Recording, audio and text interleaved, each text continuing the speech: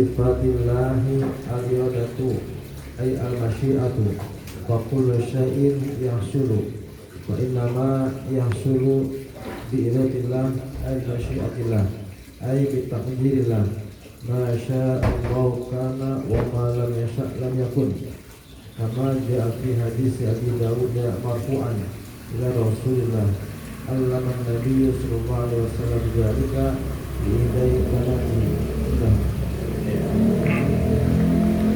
Yang kedelapan, sifat Allah yang kedelapan. Ini saya ingatkan lagi-lagi bukan membatasi sifat Allah ya. Ini artinya sifat yang wajib kita hafal. 20. Dari mana 20 ini munculnya? Ini dulu lah kita kasih pengantar dulu. Ini kesimpulan ini sebenarnya di berbagai ayat ya, dari dua sumber, dari dalil akli dan dari dalil nakli. Jadi dalil itu dua, saya ulangi itu. Ini kan kadang-kadang kita selalu bilang begini, mana dalilnya? Kan gitu. Islam ini agama dalil. Emang siapa bilang Islam bukan agama dalil? Lo aja baru ngomong sekarang. Mana aja? Iya. Dalil itu dua, dalil nakli, dalil akli. Dalil yang berdasarkan teks kitab suci Al-Quran, nas namanya. Dalil akli, akal sehat. Ya kan? Jadi dua. Dalil nakli memperkuat dalil akli diperkuat oleh dalil nakli. Oke? Dari mana ini? Ya dari Al-Quran juga. Contoh, ya ayyuhalladzina amanu atiullaha wa atiur rasul. Taatlah kalian kepada Rasul. Apa ini? Quran dan alias akli. Teks. Dari teks itu akli. Quran dan hadis dua. Atiullah atiur rasul. Jadi satu. Dalil akli, dalil nakli, tekstual. Kedua, wa ulil amri minkum fa in tanazatum fi syai'in farudduhu ila Allah wa rasulih. Nah, yang kedua, yang ketiga ijtihad para ulama. Keempat, analogi dan kias. Ijtihad ini pakai apa? Akal. Kias ini pakai apa? Jadi ijtihad dan kias sumbernya akal. Berarti kalau diringkes gitu dari empat ini, Quran, hadis, ijma dan kias, dua mengacu kepada nakli, dua mengacu kepada akli. Jadi dua itu dua, nakli dan akli. Mana yang didahulukan? Nakli dulu, kan gitu. Baru akli memperkuat. Nah kalau belum bisa nakli, minimal akli. Apa sih orang kaya wajib zakat? Akal kita terima nggak? Terima, pantas, wajar, layak, gitu. Nah, itu namanya akli. Dari naklinya, patuh zakat. Nah, dari naklinya mana? Dalam surat Al-A'raf ayat 172, Allah berfirman, kita singkat-singkat saja. Qala alastu bi rabbikum qalu bala syahidna. Allah berfirman, alastu bi rabbikum, bukankah aku? Qalu, jiwa-jiwa itu menjawab bala, ji. Qalu bala syahidna, kami bersaksi. Nah, berarti jiwa itu bermusyahadah dengan Allah. Itu nanti aspeknya kita bahas. Nah, sekarang berarti ketika Allah berfirman, Allah ada nggak itu? Berarti wujud. Si jiwa ada nggak waktu itu? Berarti sama-sama wujud. Allah wujud, si jiwa kita wujud. Karena ada, karena berdialog. Hanya bedanya wujudnya Allah wajib, pasti. Wujudnya kita mungkin. Jadi Allah wujud, wujudnya pasti. Wajib wujud, kalau kita wujudnya mungkinul wujud. Tuh ada. Nah, kalau Allah ada dan berkata itu kan pasti punya kemampuan. Kalau nggak punya kemampuan, Allah nggak bisa berkata dong, nggak bisa.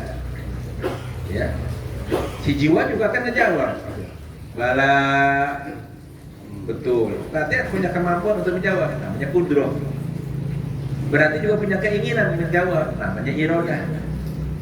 Berarti hidup karena bisa menjawab, namanya hayat. Berarti dia tahu itu Allah, itu namanya ilmu. Berarti mendengar karena itu menjawab dari firman-Nya Allah. Berarti sama. Berarti melihat, berarti berbicara. Tuh, ini sifat ma'amin. Kudroh, irodah, ilmu, hayat, sama, basar, kalam. Dari situ munculnya sifat ma'amin. Berarti Allah itu ada, ya kan? Terus punya sifat kudroh, irodah, ilmu, hayat, sama, basar, kalam. Tadi wujud 1, dengan ma'ani 7 berapa? 8. Yang 5 mana? Baik.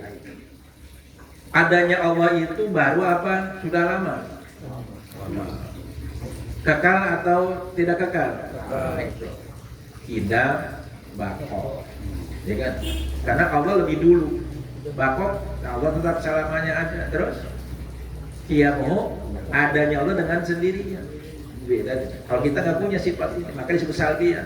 Terus mukhalafatul berbeda dengan makhluk.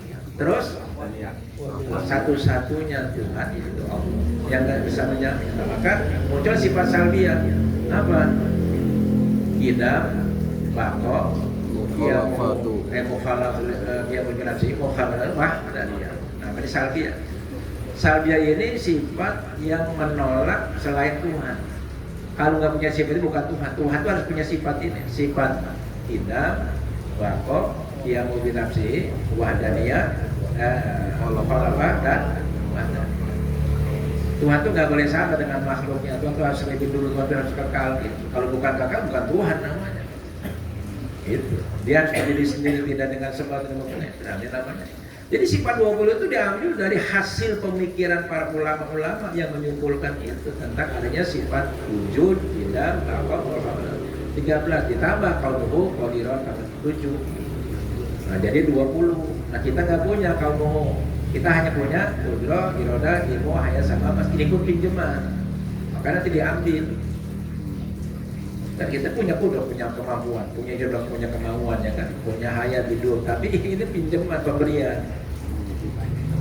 Jadi yang pokok 13 ditambah dengan qauluhu qadiran, qauluhu mulidan, qauluhu aliman, basiran, mutakalim. Jadi jumlahnya selebihnya nggak akan ada batas dan sifat Allah itu yang wajib ABC. Dari situ penyimpulannya. Jadi belajar sifat 20 itu cukup setengah jam. Nanti rinciannya baru. Baik. Min sifatillah al-iradah. Dari sifat-sifat Allah yang lain al-iradah, ada sifat namanya iradah, keinginan. Tadi kan qalu alas bi rabbikum. Itu kan keinginan Allah menyampaikan kalimat. Ada iradah, ada keinginan. Allah menyampaikan pertanyaan tadi. Al-masyiah, apa itu masyiah itu? Karsa. Maka manusia kan punya cipta, punya karsa, punya karya dan sabda. Apa cipta? Daya nalar, daya imajiner. Kan kita belum ngomong tuh udah ngulik dulu. Terus karsa itu keinginan, karya realisasinya, sabda itu ucapan. Semuanya muncul dari rasa, cipta, karya, karsa, sabda. Ulangi. Rasa, cipta, sabda, karya. Hah? Tadi? Karsa. Karya, karsa. Ya. Rasa, cipta, karsa, karya, sabda. Omong tuh sabda. Harus paham ya potensi manusia punya rasa ini, rasa ini. Cipta, imajinasi. Oh, dari rasa muncul naik ke cipta, pikiran, berjalan, konsep. Terus melahirkan karya. Bekerja dari ini itu. Terus Sana diomong. Kan belum ngomong mikir dulu. Gak ujung-ujung ngomong. Jadi, rasa, cipta, karsa, karya, sabda. Di omongan kita ada prosesnya. Kalau orang pintar dirasa dulu. Dari rasa muncul ke karsa. Dari karsa, cipta. Dari cipta muncul ke karsa. Dari karsa jadi karya, baru sabda. Dapat itu. Ini ilmu langka, ini jarang-jarang keluarin ini.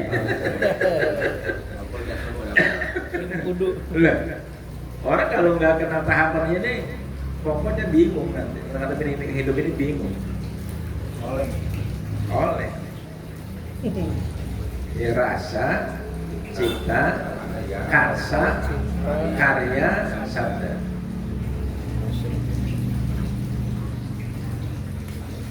Gak boleh putus satu. Potensi manusia itu. Lah manusianya punya karsa, apalagi Allah kan gitu. Kalau nggak ada keinginan, ya manusia nggak akan berbuat. Orang berbuat gini begitu kan ada keinginan.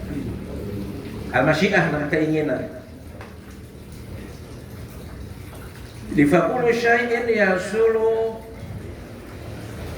fa inna yasulu bi iradatillah ay bi masyiatillah ay bi taqdirillah.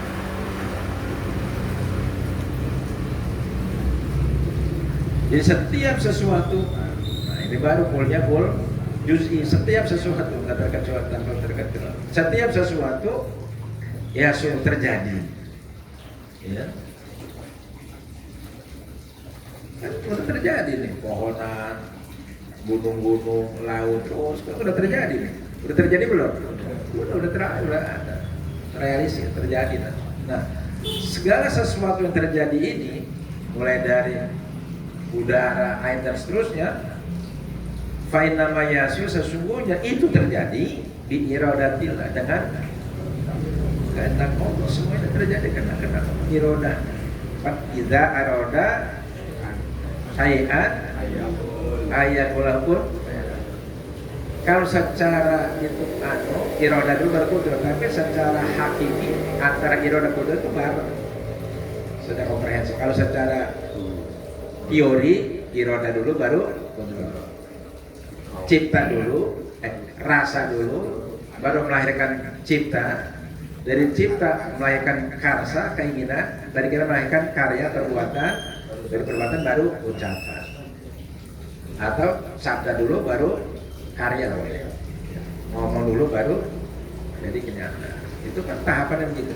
Tapi pada prakteknya bareng, simultan, komprehensif antara kudrat dan iroda. Itu prakteknya bareng, tapi secara konsepsi teoritis ilmu itu bedakan. Iroda dulu baru kudrat, tapi pada dasarnya apa? Pada prakteknya, implementasinya mual pati-pati ada iroda tanpa kudrat, tidak mungkin ada kudrat tanpa kecuali manusia. Banyak nggak keinginan kita? Apa semua terwujud? Kagak. Kadang apa yang terjadi bukan atas keinginan kita. Itu kalau manusia beda. Kalau Allah, idza aradu syai'an pasti terjadi. Kalau kita belum terjadi. Itu bukti bahwa kudrah iradah kita pinjaman dari Allah, pemberian dari Allah. Maka bisa nanti diambil cabut. Ai bi masyiatillah, alawan kersane Allah. Ai bi takdirlah, ai dengan takdir Allah itu. Jadi iradah sama kudrah itu seiring sejalan, seiring. Maka kesimpulannya, masya Allah kana wa malam yasha, apa yang Allah kehendaki terjadi dan apa yang tidak kehendaki tidak akan terjadi. Seperti itu kesimpulannya. Nah ini harus jadi keyakinan. Jadi Islam itu unik, sekaligus teoritis, sekaligus praktisi. Teoritisnya tadi iradah, prakteknya ya kita menerima untuk bisa realistis dalam menerima kenyataan hidup sekalipun pahit, karena itu nggak lepas dari iradah Allah Subhanahu wa Ta'ala. Apapun yang terjadi yang kita alami nggak mungkin lepas dari iradah Allah. Kama jaa fi hadis Abi Daud, sebagaimana telah datang keterangan dalam hadis riwayat Imam Abu Daud marfu'an, secara marfu hadisnya ila Rasulullah, kepada Rasulullah SAW, di mana Allah Nabi SAW dzalika lidah banatihi, di mana Nabi mengajarkan tentang irodah ini kepada salah satu putri beliau. Nanti bisa dilacak di kitab Abu Daud 2 jilid. Saya dapat pesan sedapat mungkin di rumah kita harus punya kitab itu, kitab Sunan Abu Daud. Kalau ada yang 1 jilid, kalau enggak yang 2 jilid. Ya, hikmahnya apa? Wallahu a'lam. Pokoknya kita harus punya di rumah itu kitab Sunan Abu Daud. Wallahu a'lam.